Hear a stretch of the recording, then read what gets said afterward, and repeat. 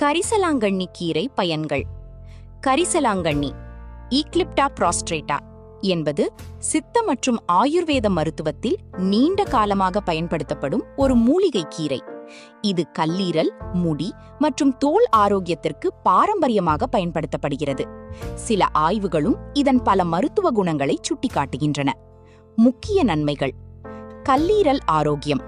கல்லீரலை பாதுகாக்கும் ஹெப்படோப்ரொடெக்டிவ் தன்மைகள் இருப்பதாக ஆய்வுகள் தெரிவிக்கின்றன. மஞ்சள் காமாலை போன்ற கல்லீரல் தொடர்பான பிரச்சனைகளுக்கு பாரம்பரிய மருத்துவத்தில் பயன்படுத்தப்படுகிறது.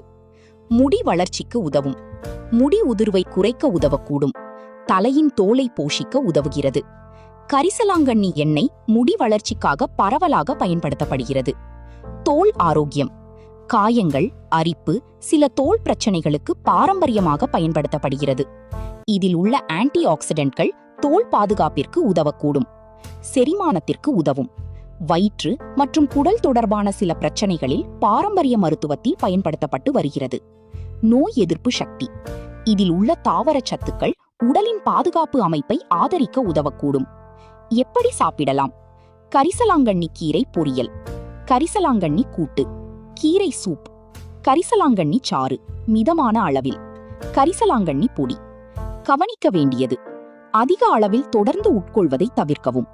கர்ப்பிணிகள், பாலூட்டும் தாய்மார்கள் அல்லது ஏற்கனவே மருந்துகள் எடுத்துக்கொண்டிருப்பவர்கள் மருத்துவரின் ஆலோசனையுடன் பயன்படுத்துவது நல்லது. இது மருத்துவ சிகிச்சைக்கு மாற்றாக அல்ல, ஒரு துணை உணவாக மட்டுமே கருத வேண்டும்.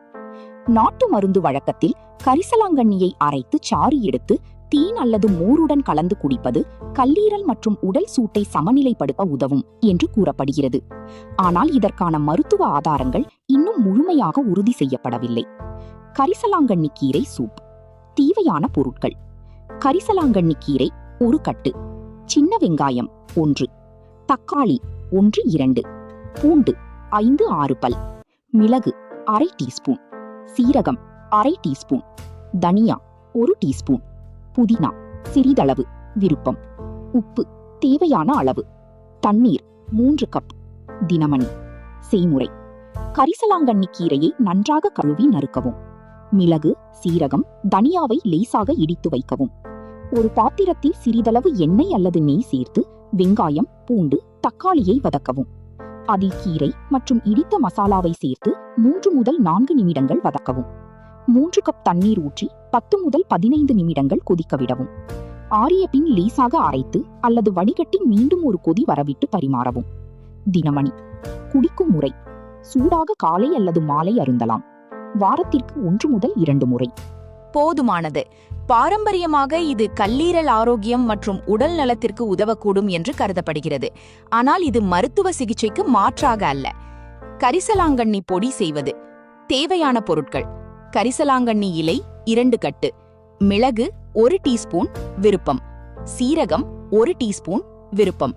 செய்முறை: கரிசலாங்கண்ணி இலைகளை நன்றாக கழுவவும். நிழலில் 3 முதல் 5 நாட்கள் முழுமையாக உலர்த்தவும். நேரடி வெயிலில் உலர்த்தினால் சில சத்துக்கள் குறையக்கூடும். நன்கு உலர்ந்த பிறகு மிக்சியில் பொடியாக அரைக்கவும்.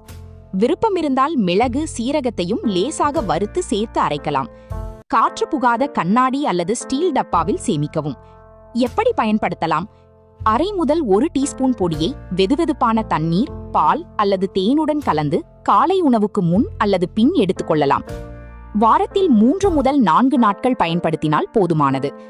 பாரம்பரியமாக கூறப்படும் நன்மைகள்: கல்லீரல் ஆரோக்கியத்தை ஆதரிக்க உதவலாம்.